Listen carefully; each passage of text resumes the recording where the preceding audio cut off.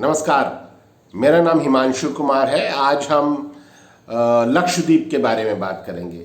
लक्षद्वीप भारत के दक्षिण में केरल के नज़दीक एक द्वीप समूह है जहां की आबादी करीब 65,000 है, जिसमें 93% मुसलमान हैं। वहां अपराधों की दर लगभग ज़ीरो है, बहुत कम अपराध हैं और बहुत खुशहाल इलाका है। सब लोगों के पास रोज़गार है, सब लोग बहुत अच्छे से रहते हैं। शराब की बिक्री पर बैन है, ना कोई शराब पी सकता है ना बेच सकता है। लेकिन भारत के इस समय जो केंद्र में सरकार है भारतीय जनता पार्टी की, उसको मुसलमानों की खुशहाली देखकर पेट में दर्द होने लगता है।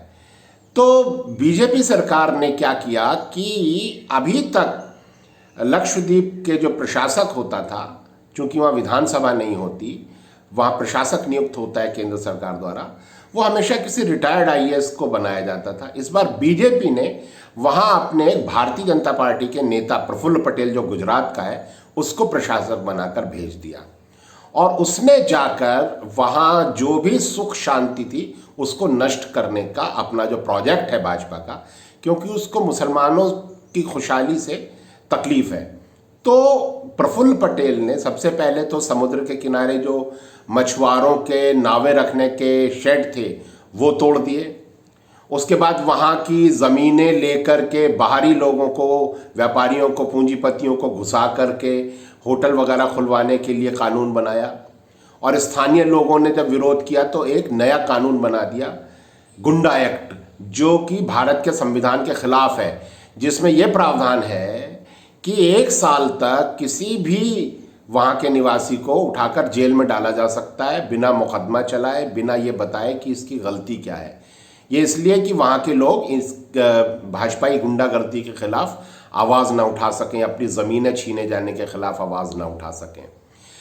तो इस तरीके से फिर इसने बहुत बड़ी संख्या में लोगों को रोज़गार, नौकरी से निकाल दिया, बेरोज़गारी फैल गई, लोगों के काम धंधे चौपट होने लगे और वहाँ पर इसने बीफ खाने और बेचने पर बैन लगा दिया। शराब की बिक्री खोल दी, यानी शराब पीजिए, शराब बेचिए और बीफ नहीं खा सकते। बीफ यानी भैंसे का भी मीट। जबकि भारत के कई राज्यों में ये बैन नहीं है। जैसे मैंने बताया, नॉर्थ ईस्ट में, केरल में, बंगाल में, बहुत सारे राज्यों में, गोवा में बीफ की बिक्री और खाना अलाउड है, वहाँ भी था।